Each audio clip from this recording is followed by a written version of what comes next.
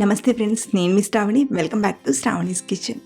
ఈరోజు మన శ్రావణీస్ కిచెన్లో నోట్లో వెన్నెల కమ్మగా కరిగిపోయే పెసరపప్పు లడ్డును చూపించబోతున్నాను. ఇలా మనం ఇంట్లోనే చాలా తక్కువ పదార్థాలతో మంచి రుచిగా చేసుకోవచ్చు. ఇవి పొట్టికి హాయిగా మంచి రుచిగా తిన్న కొద్దీ తినాలనిపిస్తుంది.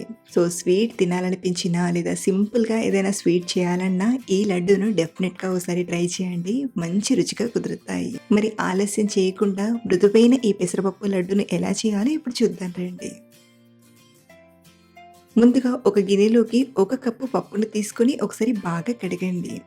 మనం ఈ ప్రాసెస్ని కొంచెం ఫాస్ట్గా చేయాలి. మెల్లిగా కడిగామంటే పప్పు అనేది కాస్త నానినట్టుగా అయిపోతుంది. కాబట్టి ఇలా ఫటాఫట్గా కడిగి నీళ్ళతో పాటు పప్పుని కూడా ఇలా స్ట్రెయినర్లోకి తీసుకోండి. దీంతో మనకు ఎక్స్ట్రా నీళ్ళు అనేవి అడిచిపోయి పప్పు మాత్రమే మిగులుతుంది. ఇప్పుడు ఈ పప్పుని కడాయిలోకి తీసుకుని డ్రైగా ఫ్రై చేసుకుందాం. మీరు కావాలంటే పప్పుని కడిగి ఎండబెట్టి ఆ తర్వాతైనా ఇలా ఫ్రై చేయొచ్చు.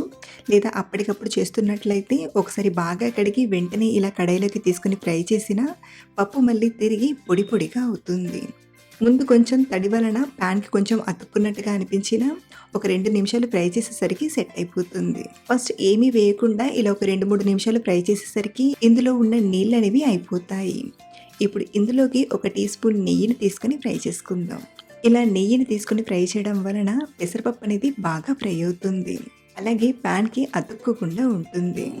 మంటను మీడియం ఫ్లేమ్లో పెట్టి ఇలా కలుపుతూ కనీసం ఒక 10-12 నిమిషాల పాటు బాగా ఫ్రై చేయండి. ఇలా మనం ఈ పెసరపప్పుని ఎంత బాగా ఫ్రై చేసి తీసుకుంటామో లడ్డూలు అంత రుచిగా కుదురుతాయి. అలాగే పెసరపప్పు ఆరోగ్యానికి చాలా మంచిదండి. ఇందులో ప్రోటీన్స్ అయినా, విటమిన్స్ అయినా, ఫైబర్ అయినా చాలా ఎక్కువ ఉంటుంది. ఈ లడ్డూలను మనం ఇంట్లో పిల్లల నుండి పండు ముసలి వాళ్ళ వరకు ఎవరికైనా తినిపించవచ్చు. అలాగే మంటను ఎక్కువగా పెట్టి ఫ్రై చేసిన కలర్ అనేది మారుతుంది. కాబట్టి మంటను మీడియం ఫ్లేమ్లో పెట్టి ఇలా కలుపుతూ ఒక 10-12 నిమిషాల పాటు ఫ్రై చేయండి. 12 నిమిషాలు అయ్యేసరికి చూడండి పప్పు అనేది బాగా ఫ్రై అయ్యి కొంచెం కలర్ అనేది మారింది కదా. ఇప్పుడు స్టవ్ ఆఫ్ చేసేసి ఈ కడాయిలోనే ఇది పూర్తిగా చల్లారిపోయేంత వరకు మధ్య మధ్యలో కలుపుతూ చల్లారబెట్టండి. పప్పు పూర్తిగా చల్లారిపోయాక మిక్సీ గిన్నెలోకి తీసుకొని గ్రైండ్ చేసుకుందాం. ఇలా పప్పు అంతా మిక్సీ గిన్నెలోకి తీసుకొని మెత్తగా గ్రైండ్ చేయండి. చూడండి ఇలా మెత్తగా గ్రైండ్ చేయాలి. మీరు డైరెక్ట్గా ఈ పప్పుని ఇలాగే తీసుకునైనా ఫ్రై చేయొచ్చు. అయితే లడ్డూలు మంచి మృదువుగా రావడానికి మళ్ళీ ఈ పప్పు పిండిని జల్లెడ పట్టి తీసుకుంటున్నాను. ఇలా జల్లెడ పట్టి చేయడం వల్ల లడ్డూలు చాలా సాఫ్ట్గా వస్తాయి. ఇలా జల్లెడ పట్టగా కొంచెం రవరవలా ఉంటుంది కదా, దాన్ని మళ్ళీ మిక్సీ గిన్నెలోకి తీసుకొని మళ్ళీ జల్లెడ పట్టండి. చివరిగా ఇలా 1 స్పూన్ అంతా రవ అనేది మిగిలిపోతుంది. దీన్ని మనం పప్పులో కానీ లేదా సాంబార్లోకైనా వాడుకోవచ్చు. సాఫ్ట్గా పెసరపప్పు పిండి అనేది తయారైపోయింది. ఇప్పుడు ఈ పెసరపప్పు పిండిని పక్కకు తీసుకొని మళ్ళీ స్టవ్ ఆన్ చేసి కడాయిలోకి 1 టేబుల్ స్పూన్ వాటర్ మిలన్ గింజల్ని తీసుకోండి. ఇక్కడ నేను వాటర్ మిలన్ గింజల్ని తీసుకుంటున్నాను కదా, మీరు కావాలంటే జీడిపప్పుని కానీ లేదా ఇంకా వేరే నట్స్నైనా తీసుకోవచ్చు. ఒక గిన్నెలోకి తీసుకొని పక్కనుంచండి. ఇప్పుడు ఇదే కడాయిలోకి ఒక 2 టేబుల్ స్పూన్ల నెయ్యిని తీసుకొని ఇందులోకి మనం జల్లెడపట్టిన పెసరపప్పు పిండిని తీసుకొని మంటను మీడియం ఫ్లేమ్లో పెట్టి బాగా ఫ్రై చేయండి. ఈ టైంలో మరీ ఎక్కువ టైం ఫ్రై చేయాల్సిన అవసరం లేదండి. ఎందుకంటే మనం ఆల్రెడీ పెసరపప్పుని ఫ్రై చేసి గ్రైండ్ చేసాం కాబట్టి ఈ టైంలో ఒక 2-3 నిమిషాలు ఫ్రై చేస్తే సరిపోతుంది. ఇలా మనం ఒక పక్కన ఈ పెసరపప్పుని ఫ్రై చేస్తూనే మరో పక్కన మిక్సీ గిన్నెలోకి ఒక 1/2 కప్పు చక్కెరను తీసుకోండి. ఇందులోనే మంచి ఫ్లేవర్ కోసం ఒక 5-6 యాలకులను తీసుకొని మెత్తగా గ్రైండ్ చేయండి. ఇలా చక్కెరను మెత్తని పొడిలా గ్రైండ్ చేశాక మరో పక్కన పెసరపప్పు కూడా ఒక 3-4 నిమిషాలు ఫ్రై అయిపోయిందండి. ఇప్పుడు మంటను లో ఫ్లేమ్లో పెట్టి మనం గ్రైండ్ చేసిన చక్కెర పొడిని తీసుకొని ఒకసారి కలపండి.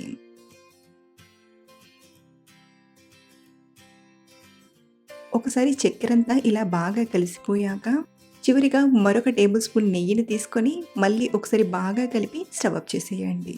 ఇలా మనం చక్కెరను తీసుకునేటప్పుడైనా నెయ్యిని తీసుకునేటప్పుడైనా మంట అనేది స్లో ఫ్లేమ్లో ఉండాలి. ఇలా ఒకసారి బాగా కలిపి స్టవ్ ఆఫ్ చేసేసి పక్కకు తీసుకోండి. ఇప్పుడు ఇందులోకి మనం రోస్ట్ చేసి పెట్టిన వాటర్ మిలన్ గింజలని, అలాగే ఇక్కడ నేను కొంచెం కట్ చేసిన బాదం, జీడిపప్పు పలుకుల్ని కూడా తీసుకుంటున్నాను.